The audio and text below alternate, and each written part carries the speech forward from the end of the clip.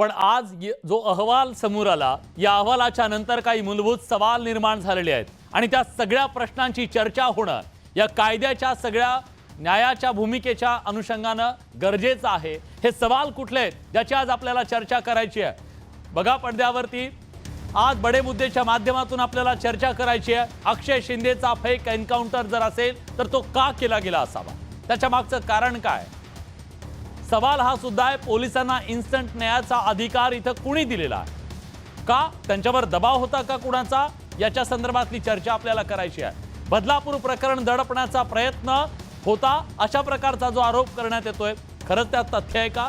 इतर काही आरोपी या सगळ्या प्रकरणामुळे सुटणार आहेत का? त्याचा त्यांना फायदा होतोय का? झाला का? सवाल हाही आहे। राजकीय एन्काउंटरचा विरोधकांचा जो आरोप आहे आज दिवसभर की पॉलिटिकल आहे, आपली इमेज चमकवून घेण्यासाठी केलं गेलं, तथ्य आहे का त्याच्यामध्ये? आपल्याला त्याच्याबद्दलची सुद्धा चर्चा करायची आहे। एन्काउंटर कल्चरचं कायद्याच्या राज्याला एक प्रकारे आव्हान आहे का? इन्स्टंट न्याय हे खरोखरच इथलं जे कायद्याचं राज्य आहे, आपण ज्याला संविधान मानतो, तिथं प्रत्येकाची एक भूमिका आहे। न्याय देण्याचं काम न्यायालयाचं आहे, मग पोलीस न्याय द्यायला लागले तर त्याचं काय? सवाल आहेत आणि हे सगळे प्रश्न आपल्याला चर्चेला आणायचे आहेत। या सगळ्याबद्दल बोलण्यासाठी आपल्यासोबत मान्यवर पाहुणे आहेत। माझ्यासोबत स्टुडिओमध्ये डॉक्टर राजू वाघमारे आहेत, शिवसेनेचे सहमुख्य प्रवक्ते। डॉक्टर, तुमचं स्वागत आहे। माझ्यासोबत स्टुडिओमध्येच माजी पोलीस अधिकारी सुधाकर सुराडकर सर आहेत। आज सरांकडून मला पोलिसांच्या बद्दलची भूमिका रोखठोक बोलण्यासाठी सर प्रसिद्ध आहेत महाराष्ट्रात, अतिशय प्रामाणिक अधिकारी म्हणून। आपल्यासोबत कायदेतज्ञ ॲडव्होकेट असीम सरोदे जोडले गेलेले आहेत। असीम सर, तुमचंही स्वागत आहे। शिवसेने उद्धव बाळासाहेब ठाकरे पक्षाच्या नेत्या सुषमा अंधारे सुद्धा आपल्या सोबत आहेत आणि भाजपचे प्रवक्ते विनोद वाघ सुद्धा आपल्या सोबत जोडले गेलेत। मी सुरुवात या चर्चेची सुषमाताईंपासून करतोय। सुषमाताई, तुम्ही आज गंभीर आरोप या अहवालाच्या नंतर केलाय। तुम्ही याला खून म्हणताय, तुम्ही याला पॉलिटिकल अशा प्रकारचं एन्काउंटर म्हणताय, का म्हणताय? त्याच्या मागची तुमची भूमिका काय? विलासदादा, विषयाची सुरुवात करताना मला फक्त थोडा 1-1.5 मिनिट आपण जास्तीचा द्यावा, जेणेकरून मला घटना थोडी रिकॅप करता येईल। जेव्हा हा एन्काउंटर झाला, त्या एन्काउंटर नंतर अगदी दुसऱ्याच दिवशी मी तातडीने पत्रकार परिषद घेऊन माझे हे सगळे आक्षेप नोंदवलेले होते। माझ्या आक्षेपांमध्ये एक प्रमुख आक्षेप असा होता की तुम्ही बदलापूर ठाण्याच्या तिथे आधारवाडी जेल जवळ असतानाही तुम्ही तळोजा जेलमध्ये आरोपीला का ठेवलं? क्राईम सीन व्हिजिटच्या नावाखाली जेव्हा तुम्ही त्याला बाहेर काढता, क्राईम सीन व्हिजिट नुसारच तेलंगणाचा एन्काउंटर झाला होता। जर तुम्ही क्राईम सीन व्हिजिटसाठी त्याला बाहेर काढलं तर तळोजावरून बदलापूरला जाताना मुंब्रा कुठे लागतं? मग तुम्ही मुंब्र्याला का नेलं होतं त्या आरोपीला? त्याचं अजून आम्हाला उत्तर मिळालेलं नव्हतं। तिसरं असं की पोलिसांनीच सांगितलं होतं की आरोपी हा गतिमंद आहे, मतिमंद आहे। जर तो गतिमंद आहे असं तुम्हीच सांगितलेलं आहे, तर मग आम्हाला सांगा की गतिमंद माणसाला पिस्टल चालवणं कसं काय जमू शकलं? त्याला ते जमलं कसं काय? चौथा मुद्दा हा होता की रिव्हॉल्वर आता सगळे म्हणजे इतिहास जमा झाले, आता पिस्टल वापरलं जातं आणि ते सोफिस्टिकेटेड वेपन मध्ये येतं, पण सोफिस्टिकेटेड वेपनचं चालवण्याचं ट्रेनिंग बाजारात कुठेही उपलब्ध नाही। असं असताना अक्षय शिंदे सारख्या पोलिसांनी गतिमंद ठरवलेल्या माणसाला ते पिस्टल चालवण्याचं किंवा त्या होस्टरमधून बाहेर काढून त्याचं लॅच काढण्याचं, त्याचं लॉक काढण्याचं, ट्रिगर दाबण्याचं प्रशिक्षण कुणी दिलेलं होतं? सगळ्यात महत्त्वाचा प्रश्न, या सगळ्या एन्काउंटरमध्ये जो पोलीस अधिकारी 1983च्या बॅचचा संजय शिंदे नावाचा पोलीस अधिकारी, ज्याची कारकीर्द अत्यंत वादग्रस्त कारकीर्द राहिलेली आहे, त्याच्यामध्ये जो जुना एक मर्डर केस आहे, त्या मर्डर केसमध्ये अरुण टिकूच्या मर्डर केसमध्ये विजय पलांडेला फरार करण्यामध्ये याचा हात होता असं म्हणत या माणसाला सस्पेंड सुद्धा केलेलं होतं। मग अशा एका प्रकरणातला अत्यंत वादग्रस्त असणारा अधिकारी या कामासाठी वापरला जातो। माझा आक्षेप हा आहे की तुम्ही एकट्या अक्षय शिंदेचा एन्काउंटर केला नाही, तर अक्षय शिंदेचा खून करत असतानाच तुम्ही कायद्याच्या प्रक्रियेचा सुद्धा खून केलेला आहे। हा सरळ सरळ स्टेट स्पॉन्सर्ड टेररिझम अर्थात राज्य प्रायोजित दहशतवाद आहे। कुणाला वाचवायचं होतं हे त्यांनी आम्हाला एकदा स्पष्ट केलं पाहिजे। पोलिसांचा आपण नेहमीच बळी देतो, पण 5 पोलिसांनी जे कृत्य केलं ते कुणाच्या ऑर्डरवर केलं? संजय शिंदेला कुणाचा फोन आला असेल, कुणी ऑर्डर केली असेल की त्यांनी अक्षय शिंदेला एन्काउंटर केलं ताई, पाहिजे, मला त्याला वाटतं गोळ्या आपण एक-एक घातल्या मुद्दा पाहिजे, चर्चेला कारण आणूया. जो तुम्ही अनेक आरोपी प्रश्न विचारले. ज्या संस्थेमध्ये होता, तुम्ही अनेक प्रश्न विचारले, मी एका आपटे नावाचा हां, जो शिक्षण संस्थेतला माणूस आहे तो भाजपचा आहे. घ्या, ठीक घ्या, आहे. मी उत्तर घेतो आपटेला काय लगेच. करायचं, आपटेला मी वाचवण्यासाठी सगळं लगेच केलंय उत्तर का? घेतो. कारण आपटे भाजपचा पदाधिकारी. मी उत्तर घेतो. डॉक्टर, आरोप गंभीर आहे. विरोधक असं म्हणतायत तुम्ही तुमचं राजकारण चमकून घेण्यासाठी, काळवंडलेली इमेज जी होती ती इमेज चमकून घेण्यासाठी हा राजकीय दृष्ट्या दिलेला एक आदेश होता, त्याचं पोलिसांनी पालन केलं, अशा प्रकारचा आरोप तुमच्यावरती होतोय. हे फेक आहे हे सिद्ध झालं, पण मग या जबाबदारी कुणाची? सगळ्यात पहिली गोष्ट की एन्काउंटर फेक होता की नाही हे सिद्ध झालेलं नाहीये. हा प्रश्न चौकशी समितीने अहवाल दिलाय, त्याच्यात काही त्रुटी आहेत, काही गोष्टी त्यांनी सांगितल्या ज्या त्यांना वाटतात. या सगळ्या गोष्टी सिद्ध होणार आहेत हायकोर्टामध्ये. त्याच्यामुळे हायकोर्टात ज्यावेळी खटला चालेल त्यावेळी आपल्याला कळेल की याच्यातला फेक एन्काउंटर होता की नव्हता. हा पहिला मुद्दा. दुसरा मुद्दा की त्याला आधारवाडी जेलमधून का न नेता त्याला तळोजा जेलमध्ये का नेलं, तर आधारवाडी जेलची कॅपॅसिटी 540 इनमेटची आहे. तिकडे ओव्हर क्राऊडेड म्हणून आधारवाडी जेलला ठरवलं जातं. तिथे 2,000 ते 2,500 कैदी आहेत आणि मग त्या ओव्हर क्राऊडेड जेलमध्ये अशा कैद्याला नेलं की ज्यांनी बालिकेवर बलात्कार करून घृणास्पद कार्य केलंय, तर उद्या तिकडे वाईट काही घडू नये या उद्देशाने त्याला कदाचित तिकडे तळोजामध्ये नेलं असेल. हा दुसरा मुद्दा. तिसरा मुद्दा, ज्या पोलीस अधिकाऱ्यांबद्दल बोललं जातं याच्यामध्ये आपल्या पोलीस सेवेमध्ये सुरवाडकर साहेब बसलेत, असे पुष्कळ अधिकारी असतात की ज्यांच्यावर कधी ना कधी काही गोष्टी त्यांच्यावर आरोप झालेले असतात, म्हणून त्यांची सर्व्हिस आपण बंद करत नाही किंवा त्यांना कामापासून दूर करत नाही. त्याच्यामुळे मग त्याच्यावर कुठचा आरोप होता, मग त्याला कसं काय केलं, आणि एखाद्याला काम देताना या सगळ्या गोष्टी ज्या अगोदरचा कुठचा आरोप असेल याच्याकडे काय लक्ष देणं किंवा त्या पद्धतीने काय करणं त्याच्यावर साहेब सांगू शकतात, मी नाही सांगू शकत. पण माझ्या मते पोलीस अधिकाऱ्यांवर गुन्हे असतात, काही गोष्टी असतात, त्याच्यामुळे त्यांना ते काम दिलेलं आहे. आता राहिला प्रश्न संस्था चालकांचा जो उच्चारला गेला, तर संस्था चालकांचा जो गुन्हा आहे किंवा त्या मुख्याध्यापिकेचा जो गुन्हा आहे तो गुन्हा वेगळा आहे. पोलिसांचा गुन्हा वेगळा आहे की ज्या पोलीस स्टेशननी कंप्लेंट घेतली नाही. संस्था चालकांचा गुन्हा वेगळा आहे की ज्यांनी त्या पद्धतीने वर्तन केलं. आणि अक्षय शिंदेचा गुन्हा वेगळा आहे. त्याच्यामुळे अक्षय शिंदेचा गुन्हा त्याला फेक एन्काउंटर करून ह्या दोन्ही गोष्टी वाचणार आहेत का, तर वाचणार नाही. ज्याला कायद्याचा अभ्यास आहे तो सांगू शकतो संस्था चालकांचा मी कायद्याचा अभ्यास असणाऱ्याच असीम सरोदे यांच्याकडे जायचं आहे.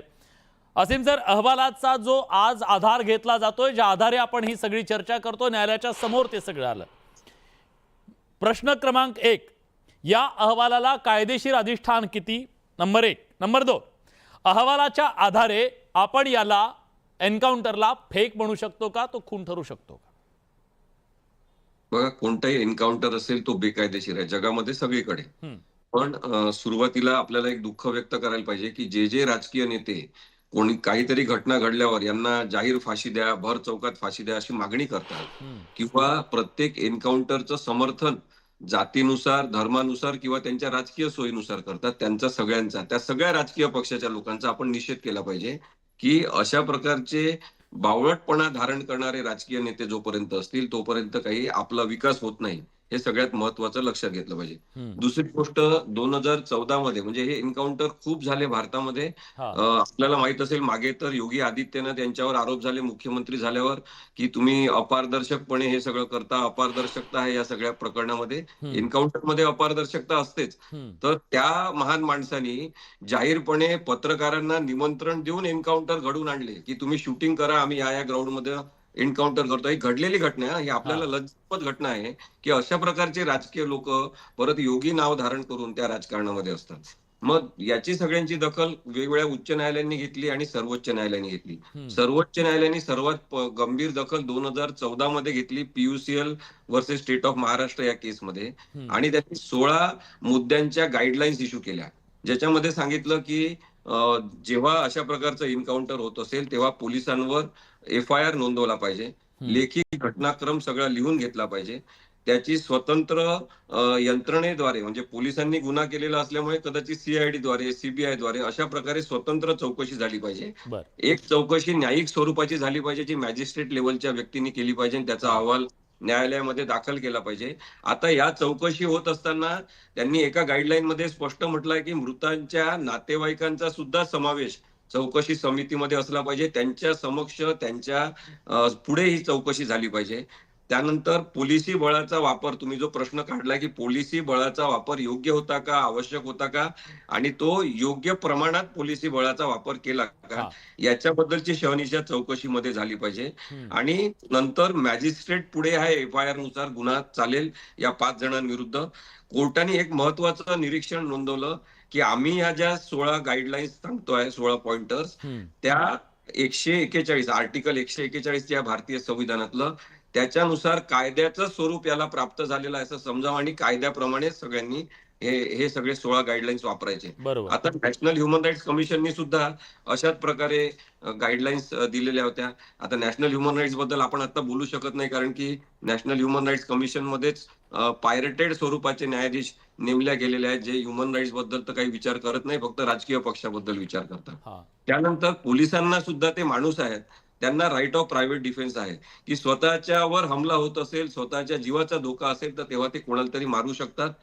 प्रत्येक माणसाला तो अधिकार आहे. पण इथे राईट ऑफ प्रायव्हेट डिफेन्सचा प्रश्न येत नाही.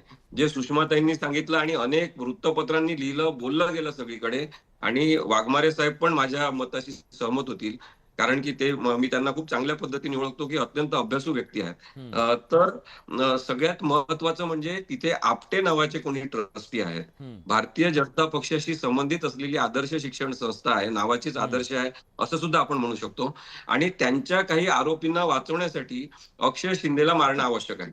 दुसरं असं की मी मुख्यमंत्री आहे, माझ्या जिल्ह्यात असं झालेलं आहे, माझी प्रतिमा याच्यामुळे मलिन होत आहे, मग आता मला काहीतरी करायला पाहिजे, हे प्रकरण संपवायला पाहिजे. आणि मग भाजपनी पण तशाच प्रकारे किंवा आम्हालाही त्याची मदत होईल असं काही झालं तर, आणि असं म्हणून हे प्रकरण एन्काउंटरच्या स्वरूपात संपवण्याचा प्रयत्न करण्यात आलाय. म्हणजे काही आरोपींना सुटका झाली पाहिजे असा विचार याच्या मागे आहे. हे षडयंत्र जे आहे त्याच्यामध्ये गुन्ह्याला सपोर्ट करणं, गुन्ह्याला प्रोत्साहन देणं, आणि जेव्हा एन्काउंटर झालं तेव्हा स्वतःचे मिलिटरी छाप फोटो असे छापून एकनाथ शिंदे आणि देवेंद्र फडणवीस यांचे जे आता बदला पुरावा अशा प्रकारचे पोस्टर लावले होते, याचा अर्थ या गुन्हेगारीला सपोर्ट ज्यांनी केलेला आहे ते सुद्धा गुन्हेगार ठरतात. त्यामुळे तोपर्यंत चौकशीच पूर्ण होत नाही, अजून चौकशी अपूर्ण आहे असं माझं म्हणणं आहे. ठीक आहे, मी विचारतो. वाघ आपल्या सोबत आहेत आता, आणि तुमच्याकडून सुद्धा उत्तर घेणार आहे, कारण त्या सगळ्याचा प्रश्न तुमच्याबद्दल सुद्धा आहे. वाघजी, तुम्ही ऐकलं असेल काय म्हणाले ते. एक, बदला पुरावा म्हणून जे फोटो प्रसिद्ध झाले, बॅनर लागले, त्याच्याबद्दलचं नेमकं काय. मग आता हे फेक आहे असं सांगितल्यानंतर त्याचं काय, तुम्ही जे पोस्टर लावले त्याचं काय. दुसरा मुद्दा, ते म्हणतायत की काही आरोपींना वाचवायचं होतं म्हणून हे सगळं केलं गेलेलं आहे, आणि आपली प्रतिमा उंचावण्यासाठी म्हणून हे सगळं केलेलं आहे. आरोप गंभीर आहेत, उत्तर काय. तिला जी न्यायालयीन चौकशी समितीनं जो अहवाल सादर केला त्यामध्ये पोलिसांवर त्यांनी संशय व्यक्त केला. जसं वाघमारे साहेबांनी सांगितलं, असं अद्यापपर्यंत मुंबई उच्च न्यायालयाने, माननीय न्यायालयाने त्याच्यावर अद्यापपर्यंत कुठल्याही ठोस अशी भूमिका किंवा निर्णय त्या ठिकाणी जाहीर केलेला नाही. तरी सुद्धा जर ते फेक असेल एन्काउंटर, ते चुकीचं आहे, जे कोणी दोषी असेल त्याच्यावर कारवाई होईल. परंतु अक्षय शिंदे हा कोणी थोर एखादा महात्मा नाही किंवा एखादा थोर महापुरुष नाही. आपण बघितलं असेल की ज्यावेळेस नक्कीच नाही, पण तो नराधम जर असेल तर त्या नराधमाला उद्या शिक्षा असेल तर, आता ते केसच संपली समजा, पण नराधम असेल तर त्या नराधमाला शिक्षा देण्याची पद्धत काय या देशात. इथं कायद्याचं राज्य आहे, पोलिसांना अधिकार आहे का तो. तुला जी कायद्यानं आणि संविधानानं त्याला शिक्षा मिळाली पाहिजे. हा, मी जर ते फेक एन्काउंटर असेल तसं सिद्ध झालं तर आम्ही त्याचं समर्थन करणार नाही. जे कोणी दोषी असेल त्याच्यावर कारवाई होईल. ते श्रेय घेण्याचा प्रयत्न केला, अपश्रेय घेण्याचा तुम्ही जबाब घ्याल का ते अपश्रेय. तिला एक मिनिट बोलू द्या प्लीज. परंतु ज्यावेळेस ही घटना घडली त्यावेळेस महाविकास आघाडीच्या सगळ्या नेत्यांनी या घटनेचं राजकारण केलं, आणि हेच लोक आता जे बोलतात हे सगळे लोक त्यावेळेस बोलत होते की त्या आरोपीला आमच्या ताब्यात द्या, भरचौकात फाशी द्या, भरचौकात गोळ्या घाला, आता असीम सरोदे म्हणजे म्हणून तुम्ही घातल्या गोळ्या? आवाज त्यांचा पोहोचत नाही. हा डॉक्टर प्लीज, मला सरांकडे जायचं, सुराडकर सरांकडे जायचं, एक कमेंट घ्यायची म्हणून. हा नाही, एक गोष्ट लक्षात घ्या की ॲडव्होकेट असीम सरोदे साहेब जे म्हणाले की ज्यांनी ते बदला पुरा हुआ पोस्टर वगैरे, हे पोस्टर जे टाकलेले आहेत हे पब्लिक मधून आलेले पोस्टर्स आहेत. हे काही पक्षांनी पुरस्कृत केलेले पोस्टर नाहीत किंवा त्या पोस्टर बद्दल आमचं काही, म्हणजे ते पब्लिकचे पोस्टर होते, त्याच्यामुळे आमचं त्याच्यावर काही नाही. मगाचा जो मुद्दा आहे की हे प्रकरण ज्यावेळी घडलं त्यावेळी विनोदजी तुमचा आवाज येत नाहीये सरळ आमच्याकडे, म्हणून तुम्हाला थांबवलं. तुमचा आवाज येत नव्हता, आपण क्लिअर करून नंतर येतो. हा, ज्यावेळी हे प्रकरण घडलं त्यावेळी अचानकपणे एवढी माणसं येणं, अचानकपणे तिथे पोस्टरबाजी करणं, अचानकपणे त्याचा संदर्भ लाडक्या बहिणीशी जोडणं, अचानकपणे या सगळ्या गोष्टी करणं, हे नरेटिव्ह पसरवण्याचा प्रयत्न ज्या विरोधकांनी केला त्यांनी जनाची नाही तरी मनाची त्यावेळी ठेवायला पाहिजे होती. हे आम्ही स्पष्ट सांगत होतो की घटना कोण होते, घटना काय होती, आपण काय करतोय राजकारण, यासाठी आम्ही त्यावेळी बोलत होतो. आता तेच विरोधक हे झाल्यानंतर परत उभे राहिलेत फेक नरेटिव्ह सिद्ध करायला की हा फेक एन्काउंटर होता. माझं स्पष्ट मत आहे की न्यायालय याच्यावर निर्णय देईल. तो फेक असला तर जे असतील त्यांना तुम्ही, जे शासन आहे ते शासन झालं पाहिजे. सर एक छोटीशी कमेंट मला सुराडकर सरांकडे द्यायचं, एक छोटीशी कमेंट, त्याला तुम्ही संधी तर द्या. ठीक आहे असीम सर, एक छोटीशी कमेंट मला सुराडकर सरांकडे जायचं. मला फक्त एवढंच सांगायचं आहे, तेव्हा मुख्यमंत्री एकनाथ शिंदे यांनी जाहीरपणे सांगितलं होतं की पोलिसांना आम्ही शस्त्र दिलेले आहेत, ते काही खेळणं आहेत का, असं त्यांनी शब्द वापरून त्याचं समर्थन केलं होतं. दुसरी गोष्ट म्हणून सुप्रीम कोर्टाने म्हटलंय की encounter killings are neither in letters neither in spirit. हे कायद्यात पण नाही आणि ते स्पिरिट पण नाही कायद्याचं, अशा पद्धतीने सांगितलं. शेवटचा मुद्दा विलासजी, 2014च्या जजमेंटमध्ये सांगितलं होतं की एन्काउंटर किलिंग हा स्टेट प्रोव्होकेटेड टेररिझम आहे, म्हणजे राज्य पुरस्कृत दहशतवाद आहे असं सुप्रीम कोर्टाने म्हटलंय. मग आता हे सगळे समर्थन करणारे लोक जे राजकीय असतील ते दहशतवादी आहेत का, ते दहशतवादाला समर्थन करतात का, त्यांच्यावर सुद्धा गुन्हा दाखल झाला पाहिजे असं माझं स्पष्ट मत. नक्की मी येतो तुमच्याकडे. नाही मी दोघांकडून सुद्धा त्याचे उत्तर घेणार आहे, पण मला या चर्चेमध्ये माझी पोलीस अधिकाऱ्यांना आणायचं. मी येतो विनोदजी तुमच्याकडे. सर आता ज्या प्रकारची मांडणी असीम सरांनी केली, खरं तर आजही इथं फेक एन्काउंटर केले जात आहेत का? आज जे अहवालातून समोर आलं हे चिंताजनक आहे कायद्याच्या राज्यासाठी. आणि सगळ्यात महत्त्वाचा सवाल जो आज आपण विचारतोय, हे राजकीय एन्काउंटर असतात का, राजकीय दबाव असतो का? खरंच महाराष्ट्राला एकदा सांगा, हे एन्काउंटर घडतात कसे? यामध्ये काहीही शंका नाही, ते मात्र शंका नाही की राजकीय दबाव नेहमीच असतो. राजकीय दबाव नाही तर वरिष्ठांचा दबाव देखील असतो, बरं, स्वार्थ देखील असतो, बरीचशी वेगवेगळी कारणं आहेत. तर मला असं वाटतं आपण इथं राजकारण वेगळं ठेवावं. बरं, कारण एक मुद्दा मी सांगतो आणि कोणाला उलट बोलायचं असेल तर मी त्याचे उत्तर देईन. नाही कोणी बोलणार नाही प्लीज. जेवढे एन्काउंटर स्पेशालिस्ट म्हणजे कोल्ड ब्लडेड मर्डर करणारे लोक आहेत सर्वश्रुत, सर्वांना माहिती आहेत. कोणी कुठला पक्ष केलेलं आहे, कुठे इलेक्शन लिहिले वगैरे मी सांगायची गरज नाही, सर्व जगाला माहिती आहे. अगदी खरं आहे. असं असताना मला वाटतं तो भाग वेगळा ठेवून राजकारण यात आणू नये. दुसरा महत्त्वाचा मुद्दा की पोलिसांची कर्तव्य काय, राजघटनेने काय अपेक्षित केलेलं आहे, प्रॉसिक्युटरचं काय आहे, जजेसचं काय, प्रत्येक समजून घेतलं पाहिजे. आणि स्पष्टपणे आपलं स्वतःचं मत मांडण्याचा कायदेशीर हक्क राज्यघटनेने दिलेला आहे. काही लोकांना असं वाटतं किंवा जजमेंटच्या बद्दल बोलू नये, असं काहीही नाही. मी स्वतः एका जजवर कंटेम्प्ट ऑफ कोर्टची केस केलेली आहे. जजवर केली तुम्ही? जजवर केली, पण हिंमत लागते. सेशन कोर्ट पर्यंत कुणीही करू शकतो. कोर्ट, जज आणि कोर्ट हे भिन्न संकल्पना आहे. जजला पण कोर्टाचा मान ठेवायला पाहिजे. तो पान खात, सिगारेट पीत आणि कसे कपडे घालून येऊ शकत नाही. दुसरे एक मी सांगायचे की पोलीस आणि कोर्ट यांचे अधिकार वेगळे आहेत. पोलिसांना गुन्हा दाखल करण्यापुरतं जज सांगू शकतात, बरं, पण त्यामध्ये चार्जशीट करा का फायनल रिपोर्ट पाठवा हे सांगण्याचा अधिकार कोर्टाला नाही. बरं, पण हा अधिकार वरिष्ठ पोलीस अधिकाऱ्याला आहे.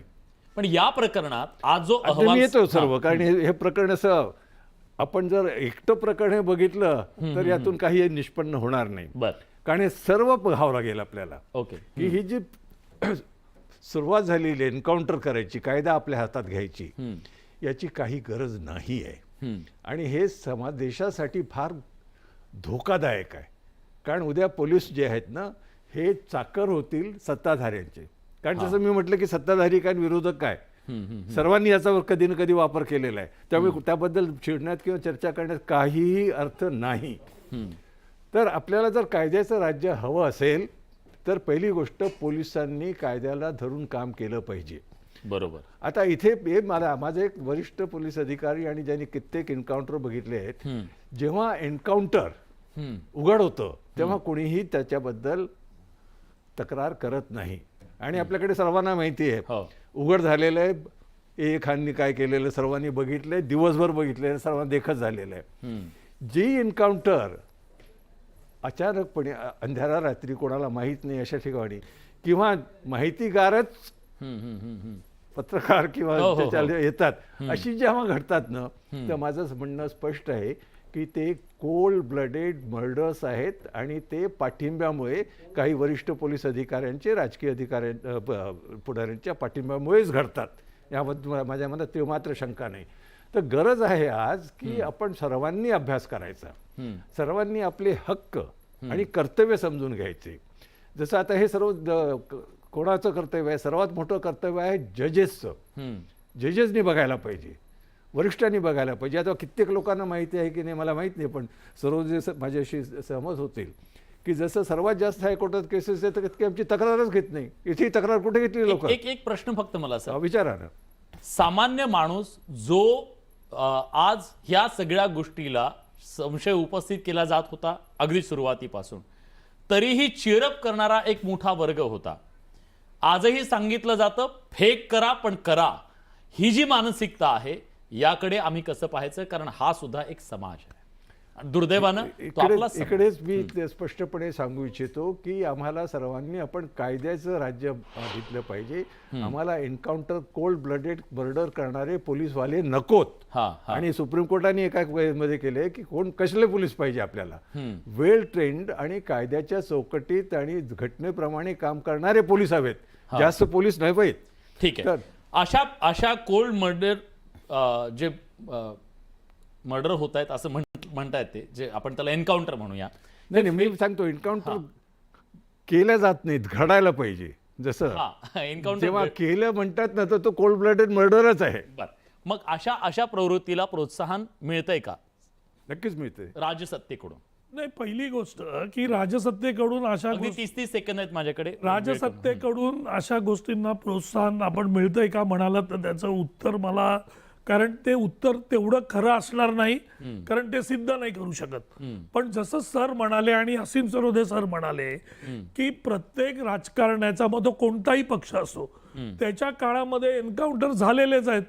मग ते झालेले एन्काउंटर खरे होते की खोटे होते?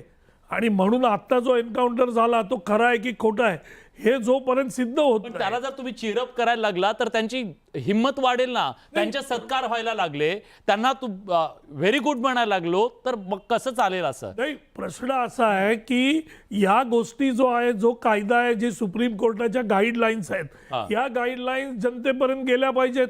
म्हणजे जनतेला पण कळेल की त्यावेळी जी जनता बोलत होती की भर चौकात फाशी द्या किंवा गोळ्या घाला किंवा काय करा, त्या पद्धतीच्या गोष्टी करणार नाहीत. या विरोधकांना पण हे कळलं पाहिजे ना, मला तुमचा रोग की आपण काय करायला पाहिजे. मी विचारतो ना ताईंना, ताई ते मानतायत की तुम्हीच असं सांगता की द्या चौकात फाशी, हे करा ते करा, तत्सम ह्या सगळ्या गोष्टी.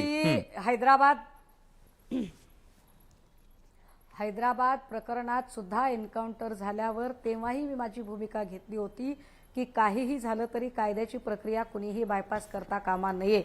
इथे भाजप प्रवक्ते विनोद वाघ जेव्हा म्हणतात की जर ते दोषी असतील तर त्यांनाही शिक्षा करू, अहो नंतर शिक्षा करून काय उपयोग आहे? आधी ज्या ज्या लोकांनी स्वतःचं ग्लोरिफिकेशन करून घेतलं, स्वतःचा उदो करून घेतला, त्यांनाही मग तुम्ही जबाबदार धरणार आहात का? हा एक भाग. आणि शिंदे गटाचे प्रवक्ते जे काही सांगतायत की मग याने केलं त्याने केलं, अरे दुसऱ्यांनी बचकभर शेण खाल्लं म्हणून तुम्ही टोपलंभर खाणार आहात का? मुद्दा एकट्या अक्षय शिंदेचा नाही, मुद्दा कायद्याच्या प्रक्रियेचा खून करण्याचा आहे. आणि कायद्याच्या प्रक्रियेचा खून का केला गेला? कारण तुम्हाला आपटे आणि आपटेच्या सोबत कदाचित एक मोठं नेक्सस वाचवायचं होतं. ते नेक्सस वाचवण्यासाठी तुम्ही त्याचा आवाज बंद केला. मला हा असं खरा वाटतं मुद्दा की आहे. या आपण ज्या मुद्द्यावर आणि अफवा इलेक्शन पसरवण्याचा समोर प्रयत्न असताना विरोधक करतात त्यामुळे- आणि बाळबोध तक्रारी करतात की नेक्सस कसलं, जर आपटेचा संशय आहे आणि संस्था चालकाचा गुन्हा आहे त्याच्यावरची केस वेगळी लागते. पोलीस स्टेशननी ज्यांनी कंप्लेंट नाही घेतली त्याच्यावरची केस वेगळी लागते आणि अक्षय शिंदेची केस वेगळी आहे. कसलं नेक्सस आलंय बालिश आणि कोणी लोकांवर सांगितलंय? विरोधकांना आता काय झालंय ते भीत्यापोटी ब्रह्मराक्षस, त्याच्यामुळे ते इकडे तिकडे चोहीकडे त्यांना सगळं काळं दिसतंय. आता काय करणार? चला ठीक आहे, निकाल कसे लागले? मी प्रयत्न सत्ताधारी करतो. राक्षस आहेत हे तरी त्याच्यामुळे मान्य काय केलं. त्यांना काय करणार? त्यांना कळतच नाही, कायदा कळत नाही, सत्ताधारी समाज राक्षस कळत आहेत हे नाही, मान्य केलं. चला. ते कोणाचे काय गुन्हे आहेत ते कळत नाही. वा, मग वा, फक्त वा. टीका करायची, ह्याच्या पलीकडे काय आहे? विरोधकांना समाजासाठी आपण विरोधक म्हणून काय काम केलं पाहिजे याची जेव्हा जाणच राहत ठीक नाही आहे. तेव्हा त्यांच्याकडे मी- लक्ष काय देणार? मला विनोदजी आवाज येतोय का? मी प्रयत्न करतो परत एकदा, प्लीज प्लीज. हा, विलासजी, मला तेच सत्ताधारी सांगायचं आहे राक्षस आहेत हे मान्य केलं हे फार चांगलं झालं. चला. ताई आता ऐका, ताई ऐका, ताई ऐका. बोला बोला बोला. हे सगळं असताना त्या काळात ज्यावेळेस बदलापूर प्रकरण घडलं होतं तर आपल्याच महाविकास आघाडीच्या नेत्यांनी लोकांना चिथावणी देऊन त्या ठिकाणी रस्त्यावर उतरायला लावून कायदा हातात घ्यायला लावला. अगदी लोकांचे अंगावर जाऊन तोडफोड करायला लावून, गाड्या फोडून, रेल्वे अडवायला लावून हे सगळं करायला लावत. त्यावेळेस आपल्याचं कायद्याचं राज्य आपल्या कुठे गेलं होतं? त्यावेळेस सुद्धा आम्ही उठून सांगत होतो की संविधानिक पद्धतीनं आपल्याला न्याय मागण्याचा अधिकार आहे.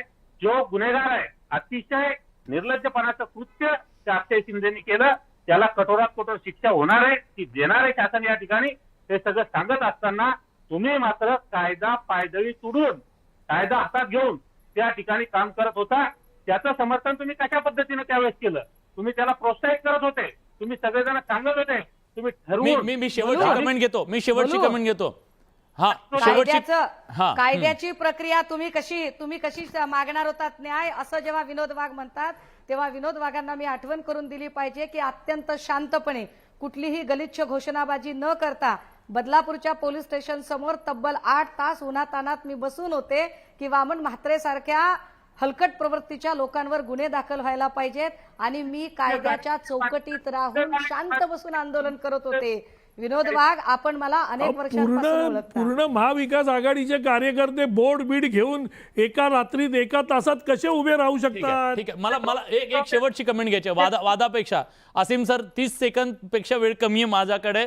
प्रश्न थोडक्यात, ठेचून मारा, चौकात फाशी द्या आणि तत्सम हे जे घोळके समाजामधून उभे राहतात त्याचं काय करायचं? बघा, आपल्याला कायदा आणि कायद्याच्या राज्याची संकल्पना समजून घेतली पाहिजे. न्याय आणि अन्याय आपल्याला समजून घेतला पाहिजे. आपण योग्य आणि अयोग्य मधला फरक जर समजून घेतला तर आपल्या लक्षात येईल की पोलिसांना आपण सहकार्य केलं पाहिजे आणि कायदा कधीच कोणी हातात घेणार नाही, म्हणजे पोलीस सुद्धा हातात घेणार नाही, न्यायाधीश सुद्धा कायदा हातात घेणार नाही. अशा प्रकारची राजकीय कार्यकर्त्यांची किंवा राजकीय नेत्यांची जोपर्यंत भूमिका असत नाही तोपर्यंत झुंडी तयार होतील ज्या हिंसकच वागतील आणि तशाच प्रकारच्या मागण्या पुढे येतील.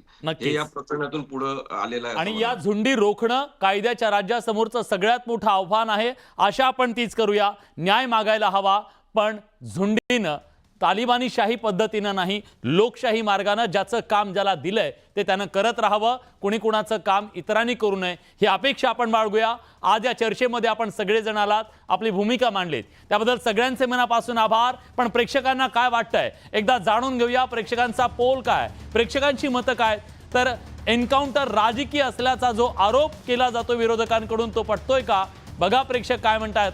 80% लोक म्हणतात होय पटतो की हा राजकीय होता, राजकीय हेतू त्याच्या मागे होता. 20% लोक नाही असं म्हणतायत आणि मला वाटतं जनतेचं सुद्धा हे एक मत आहे. पण आज या चर्चेमध्ये आपण सगळेजण आलात त्याबद्दल सगळ्यांचे मनापासून आभार. बडे मुद्देमध्ये आज आपण इथेच थांबतोय. ताज्या घडामोडींसाठी बघत राहा न्यूज 18 लोकमत.